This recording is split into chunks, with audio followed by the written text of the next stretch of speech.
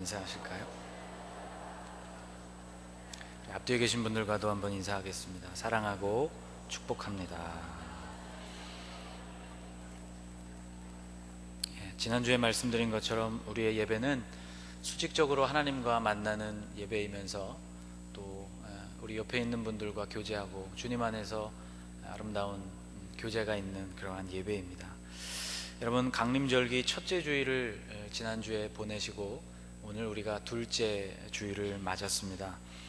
지난주에 밝혀진 예언의 초에 이어서 오늘 또 하나의 촛불이 여러분 앞에 점화되어 있죠. 이 초의 이름이 베들레헴의 초라, 그렇게 말씀을 드렸습니다. 여러분이 강림절기에 간절함을 또 기다림을 더해 가시는 그런 여러분들이 되시기를 축복합니다. 오늘 읽어주신 본문 사복음서 기자들 중에서 특별히 누가라는 사람은 예수님의 탄생 이야기를 아주 자세하게 기록한 것으로 유명합니다. 또 그는 세례 요한의 탄생 배경을 들려주는 복음서 기자들 중에 유일한 기자이기도 합니다. 간략히 오늘 본문의 내용을 여러분에게 좀 소개를 해드리겠습니다. 요한의 아버지 사가랴는 제사장이었습니다. 그는 오늘 본문에 의하면 규례와 계명을 지키는 일에 흠이 없었던 아주 의로운 사람이었습니다.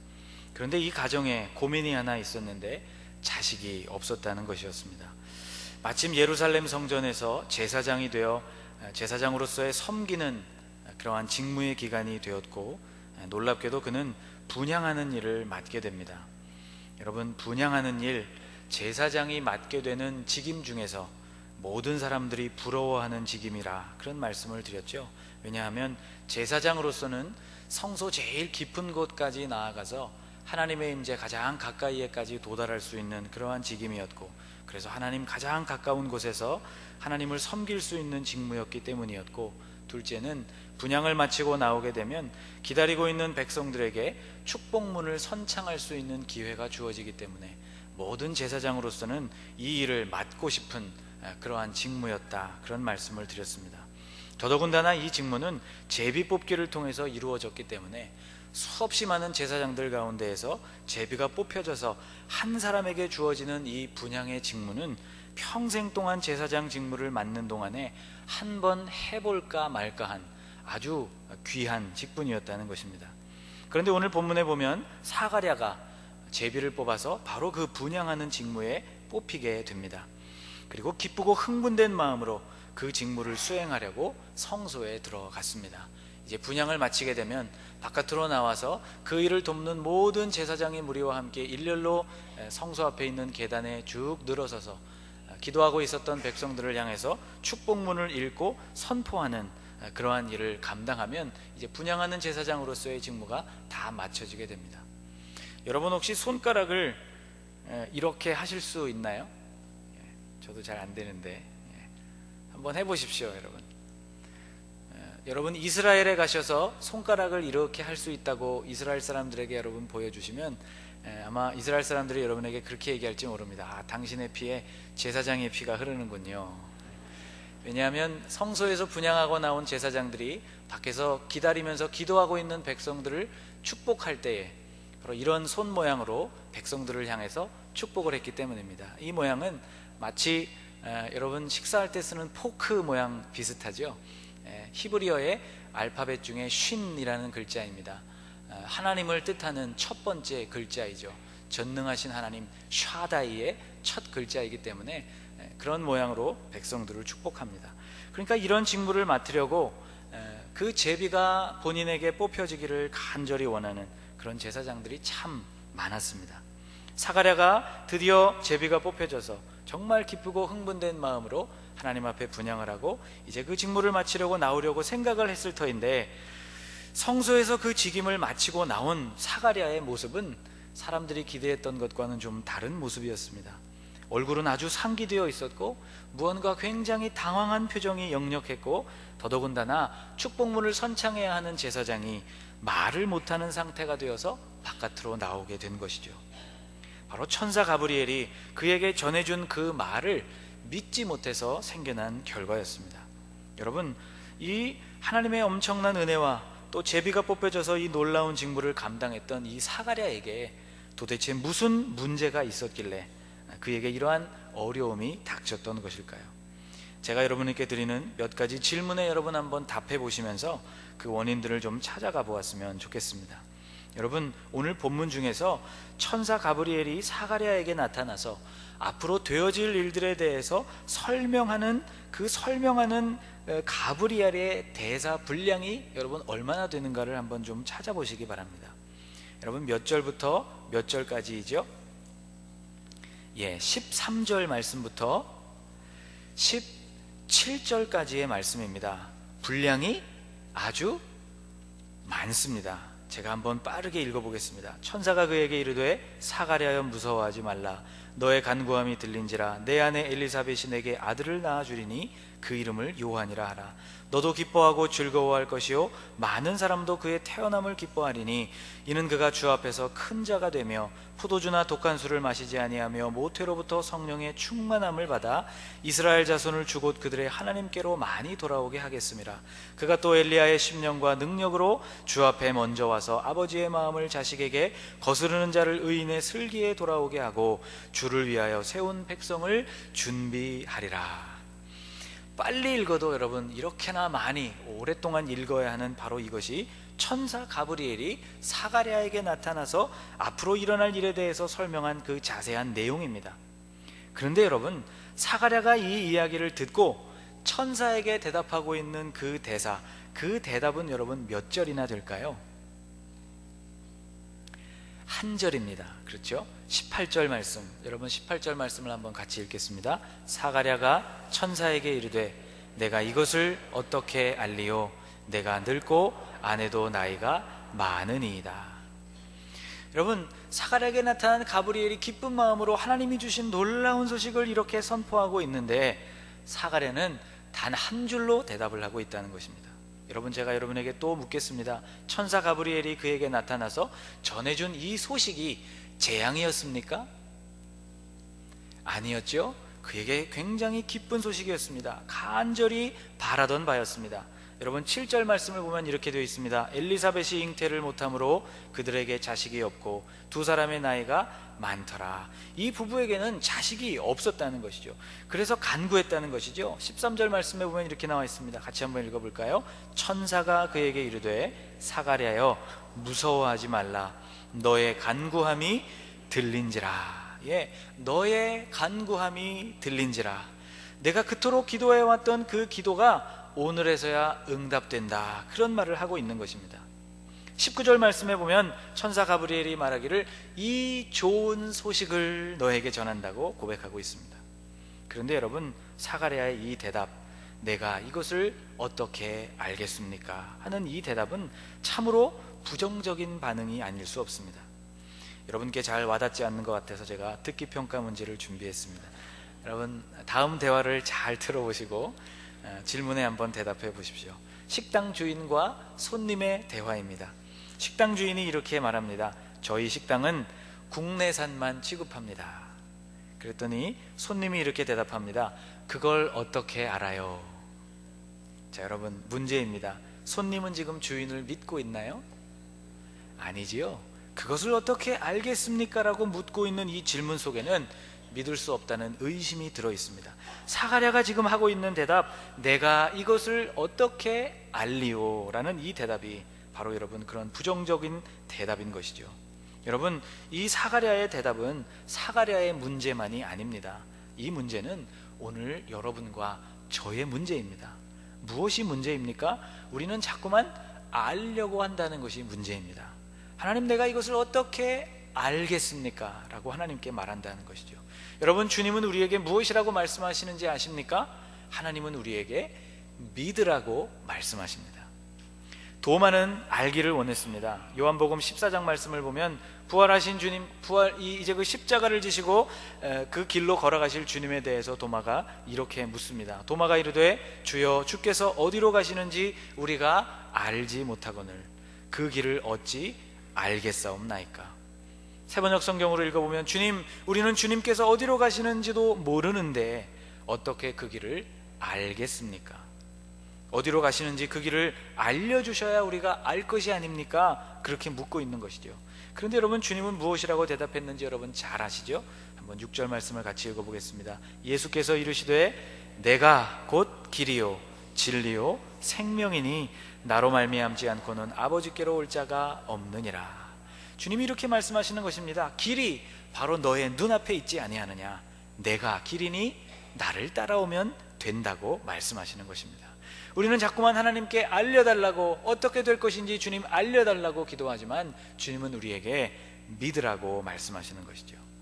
여러분, 우리에게는 장애가 있습니다. 무슨 장애인가 하면 부정적이고 의심적인 그런 말들을 할 때에는 어쩌면 그렇게 집약적으로 함축적으로 핵심을 찌르는 그런 말들을 잘 내뱉으면서 무슨 일인지 믿음으로 말하는 일에는 매우 어려움을 느낀다는 장애가 있습니다. 오늘 이 사가랴의 마음은 의심으로 가득했습니다. 18절 말씀을 세번역 성경으로 읽어보면 이렇게 되어 있습니다. 사가랴가 천사에게 말하였다. 어떻게 그것을 알겠습니까? 나는 늙은 사람이요 내 아내도 나이가 많으니 말입니다. 나도 늙었고 내 아내도 늙었으니 이 일은 불가능하다는 대답인 것이죠. 지극히 과학적인 답변인지는 몰라도 신앙적인 대답은 아니었다는 것입니다. 여러분, 오늘 본문 바로 다음에 이어서 나오는 단락이 26절부터 38절입니다.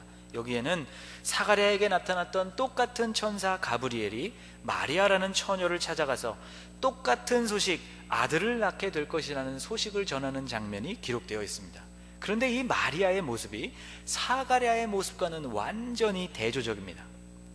사가랴의 고백에 왜 문제가 있는지 여러분, 제가 지금부터 여러분에게 또 몇 가지 질문을 드릴 텐데 한번 대답해 보시기를 바랍니다. 지지난주 금요일에 물었던 질문인데 여기 계신 분들 대부분이 듣지 못했기 때문에 다시 한번 여러분에게 묻겠습니다. 여러분, 엘리사벳의 임신은 요즘으로 말하면 고령 임신이라고 말할 수 있습니다. 마리아의 임신은 혼전 임신입니다. 더더군다나 동정녀 임신입니다. 여러분, 동정녀 임신이 뭔지 아시죠? 혼자 아기를 가졌다는 말입니다. 여러분에게 제가 묻겠습니다. 여러분, 고령 임신이 어렵습니까? 동정녀 임신이 어렵습니까? 무르나 마나이죠. 자, 여러분, 엘리사벳은 결혼을 한 사람이었습니다. 마리아는 아직 미혼이었습니다. 제가 여러분 질문합니다. 1세기 유대 사회에서 결혼한 여성과 미혼 여성 중에 아기를 가지게 되면 위험해지는 여성이 누구일까요? 미혼 여성입니다. 자, 여러분, 아들을 낳을 것이라는 약속은 사가랴에게 있어서는 그토록 간절히 바라던 희소식이었습니다. 마리아에게는 꿈에도 생각지 못했던 청천벽력이었죠. 자, 여러분, 제가 여러분에게 질문하겠습니다. 두 사람 중에 그런데 누가 더 긍정적인 반응을 보였을까요? 마리아입니다. 누가 더 긍정적인 반응을 보였어야만 합니까? 사가랴이지요. 기다렸던 소식을 드디어 듣게 되었으니 기뻐해야 할 터인데 사가랴는 오히려 그것에 대해서 부정적인 반응을 보였고, 근심하고 슬퍼하고 걱정해야 할 마리아는 그 천사의 말을 긍정적으로 받아들였다는 것입니다. 누가복음 1장 38절에 마리아가 이렇게 대답합니다. 마리아가 이르되 주의 여종이 오니 말씀대로 내게 이루어지이다. 복음서를 기록하고 있는 누가가 이 대목을 이렇게 가까이 붙여서 자세하게 기술하고 있는 이유는 제사장 사가랴의 믿음과 시골 처녀였던 마리아의 믿음을 현저하게 비교하기 위함입니다. 믿음이라는 관점에서 볼 때 사가랴는 완패했다는 것이죠. 이 지극히 짧은 답변 때문에 결국 여러분, 사가랴는 큰 대가를 치르게 됩니다. 그는 말을 못하게 되었다는 것이죠. 여러분, 오늘 본문 20절 말씀을 한번 같이 읽겠습니다. 보라, 이 일이 되는 날까지 내가 말 못하는 자가 되어 능히 말을 못하리니 이는 내가 내 말을 믿지 아니함이거니와 때가 이르면 내 말이 이루어지리라 하더라. 일시적이기는 했지만 그는 약 10개월 정도 동안 말을 하지 못하는 벌을 받게 됩니다. 여러분, 아무도 없는 집에서 여러분 혼자서 하루 종일 지내보신 경험이 있으시죠? 누군가와 말을 나눌 수 없다는 것, 참 우리에게 힘든 일입니다. 수련회에 가서 중고등부 학생들이나 청년들에게 침묵하는 시간을 선포하고 1시간 정도 내지는 2시간 정도 저녁 시간에 침묵을 하라고 그렇게 요구를 하면 그들이 시작할 때는 다 할 수 있을 것 같이 시작을 하는데 그 시간이 다 끝나고 나서 어땠냐고 물어보고 그 이야기를 나누어 보면 몇 시간 되지 않는 그 침묵의 시간이 얼마나 힘들었는지를 고백하는 그러한 이야기들을 듣게 됩니다. 사가랴는 불신앙의 대가로 아주 힘든 시간을 보내게 되었다는 것이죠. 제가 이번 주에 말씀을 묵상하다가 문득 궁금해진 것이 한 가지 있습니다. 하나님께서 이 믿음이 없는 사가랴를 책망하실 수 있는 방법이 수없이 많았을 것이 아닌가 하는 생각이 들었습니다. 그렇죠, 여러분. 그런데 왜 하필 하나님께서 이 믿음 없는 사가랴에게 말을 하지 못하는 벌을 주셨을까요? 성경에서 불신앙을 보이는 사람들에게는 여러 가지 모양으로 징계가 나타났습니다. 예로 이스라엘은 40년 동안이나 광야에서 헤매야만 했습니다.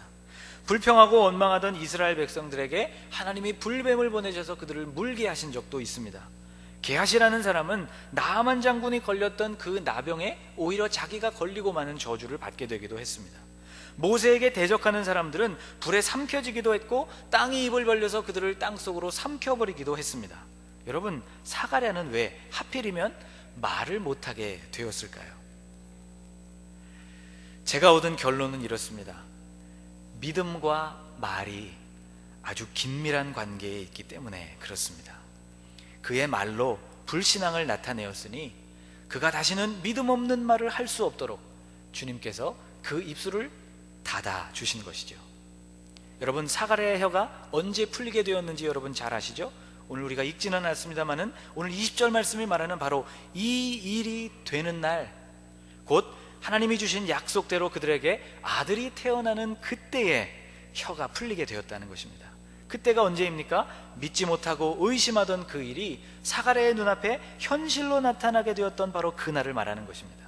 믿지 못하던 사가랴가 하나님의 약속이 그에게 성취된 것을 믿고 친척들의 반대를 무릅쓰고 하나님이 말씀하신 대로 이 아이의 이름은 요한이라고 해야 한다고 하나님의 말씀을 따라서 그 이름을 서판에 기록하게 되는 바로 그 순간에, 곧 믿음을 고백하는 그 순간에 그의 혀가 풀려졌다는 것입니다. 여러분, 여기서 우리는 교훈을 한 가지 얻게 됩니다. 불신앙과 의심이 우리의 마음에 찾아오게 될 때 우리의 입술은 마땅히 닫혀져야 한다는 것입니다. 반대로 우리 안에 믿음과 확신이 생길 때 그때 비로소 우리의 입술이 열려야 한다는 것이죠. 사랑하는 여러분, 믿지 못하시겠거든 입을 닫으실 수 있는 축복을 누리시기를 바랍니다. 여러분, 우리의 입술의 고백은 참 중요합니다. 로마서 10장 10절 말씀에 보면 이렇게 말씀합니다. 같이 한번 읽겠습니다. 사람이 마음으로 믿어 의에 이르고 입으로 시인하여 구원에 이르느니라. 마음으로 믿게 되면 의로움에 머물게 되지만 구원을 얻게 되는 것은 우리의 입술을 열어서 그것을 시인하게 되는 순간이라는 말씀입니다. 성경에서 지혜로운 사람들은 한결같이 위기의 순간을 만났을 때 입을 닫았던 사람들입니다. 사도행전 5장을 보면 사도들이 성령의 능력으로 복음을 선포하기 시작할 때 많은 사도들이 붙잡히게 되었고 감옥에 갇히기도 했고 매를 맞기도 했고 때로는 순교를 당하기도 했습니다. 사도행전 5장 말씀을 보면 베드로와 사도들이 감옥에 한번 갇혔다가 천사의 도움으로 다시 풀려난 이후에 다시 하나님의 말씀을 전하다가 또 사내들인 공회로 잡혀 들어오는 장면이 기록되어 있습니다. 그 사람들이 경고하고 복음을 전하지 말라고 말했는데 또 전했기 때문에 사도들을 그들이 죽이려고 모든 사람들이 계획을 짜고 그들을 공회로 고발한 것이죠. 그들을 죽여야 한다고 많은 사람들이 이야기할 때 가말리엘이라는 선생이 그들에게 이렇게 이야기합니다. 사도행전 5장 38절 이하에 나오는 말씀입니다. 제가 한번 읽겠습니다. 이제 내가 너희에게 말하노니 이 사람들을 상관하지 말고 버려두라. 이 사상과 소행이 사람으로부터 났으면 무너질 것이요 만일 하나님께로부터 났으면 너희가 그들을 무너뜨릴 수 없겠고 도리어 하나님을 대적하는 자가 될까 하노라. 무슨 말씀입니까? 그 일이 사도들을 통하여 일어나고 있는 이 일이 하나님께로부터 말미암은 일인지 아닌지를 우리가 확실하게 답변할 수 없는 이 상황에서 우리가 그들에게 죽음을 선고하는 일은 옳지 않다는 것입니다. 그 일의 결과가 나타날 때까지 잠잠하자는 것이죠. 여러분, 이스라엘 백성들이 요단강을 건너서 첫 번째로 만난 성읍이 여리고 성읍이었습니다. 그 성읍을 정복하도록 하나님이 주신 방법은 일주일에 하루에 한 번씩 여리고 성읍을 도는 일이었습니다. 마지막 7일째가 되어서 7바퀴를 도는 것이었죠. 그때 여호수아가 백성들에게 당부한 것이 딱 하나 있습니다. 여호수아 6장 10절에 나오는 말씀입니다. 같이 한번 읽어볼까요?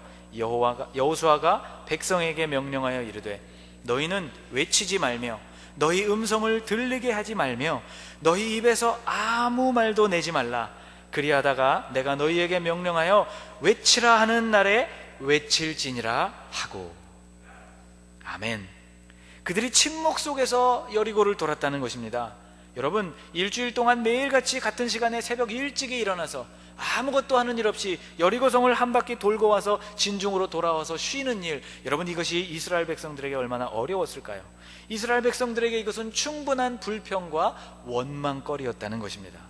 그러나 여호수아가 그들에게 명령한 이 침묵이야말로 불평과 원망과 의심을 잠재우는 효과적인 방법이었다는 것입니다. 여러분, 기다림이라는 것은 조용하게 이루어지는 것입니다. 야곱은 아내를 얻기 위해서 7년을 수일처럼 기다렸다고 창세기에 기록되어 있습니다. 조용히 그러나 기쁜 마음으로 그날을 기다렸던 것이죠. 예수님은 십자가 앞에서 침묵하셨습니다. 많은 말로 자신을 변호하실 수 있었지만 십자가의 그 일, 인류를 구원하시는 그 대사역을 이루시기 위해서 주님이 입을 닫으셨던 것이죠. 여러분, 강림절기를 우리가 보내고 있습니다. 지난 주일에는 기다림과 회개에 대한 말씀을 설교했습니다. 강림절기에 우리에게 필요한 자세 중에 하나는 세례 요한과 믿음의 사람들에게서부터 나타나는 그들에게서 엿볼 수 있는 기다림이라고 말씀을 드렸습니다. 여러분, 한 주간 동안 어떻게 잘 기다려 보셨습니까? 조바심 나고 막 하고 싶을 그때 여러분 잘 참으셨는지 모르겠습니다. 또 마음을 돌이키고 행동까지 돌이키는 것이 참다운 회개라는 말씀도 드렸습니다. 강림절기를 보내면서 우리에게 기다림과 회개가 있다면 이것이 강림절을 보내는 참다운 의미라는 말씀을 드렸습니다. 오늘 강림절 둘째 주일을 맞이하면서 제가 여러분에게 부탁하고 싶은 것은 바로 이 침묵입니다. 여러분, 믿음의 말을 여러분의 입술로 말하지 못하시겠거든 여러분 침묵하시기를 바랍니다. 제가 이번 주에 말씀을 묵상하면서 떠오른, 글쎄 이것이 속담이라고 말하기는 좀 어려운데 이런 많이 사용되는 그런 말이 한 가지 떠올랐습니다. 그게 뭐냐면 가만히 있으면 중간은 간다는 말입니다. 대체로 이 말은 잘 모르면서 아는 척하다가 망신을 당하는 경우에 쓰이는 그런 말이죠. 그런데 가만히 있으면, 말하지 않고 가만히 있으면 중간 간다는 이 말이 참 제 마음 가운데 은혜가 되었습니다. 왜냐하면 믿음으로 말할 수 없다면, 믿음으로 되어질 일들에 대해서 하나님께 믿음으로 입술을 열어 반응할 수 없다면 마땅히 지혜롭게 우리가 입술을 닫는 것이 하나님 앞에서 올바른 태도이기 때문입니다. 사랑하는 여러분, 믿음의 말을 하지 못하시겠거든 차라리 침묵하시는 저와 여러분이 되었으면 좋겠습니다. 이 침묵 속에서 주님이 우리에게 말씀해 주실 줄로 믿습니다. 주님이 우리의 미련한 마음에 깨달음도 주실 줄로 믿습니다. 주님이 믿음 없는 우리의 마음 가운데 사가랴와 같이 그 기간 동안 믿음을 주실 줄로 믿습니다. 강림절 두 번째 절기가 주님 안에서 믿음을 가지고 침묵하실 수 있는 거룩한 절기가 되시기를 주님의 이름으로 축복합니다. 기도하겠습니다. 하나님, 오랫동안 간절한 기도가 응답되어지는 순간에도 그것을 믿지 못하고 의심하는 사가랴의 언어를 닫으신 하나님, 강림절기를 보내면서 우리의 입술과 언어를 잘 살펴보는 지혜가 있기를 원합니다. 주님, 불신앙과 비판의 말이 나오려고 할 때에 차라리 우리의 입술을 굳게 닫는 성도가 되게 하여 주시옵소서. 그리고 주님이 약속하신 그 일이 되는 날 우리가 입술을 열어서 주님을 찬양하게 하여 주옵소서.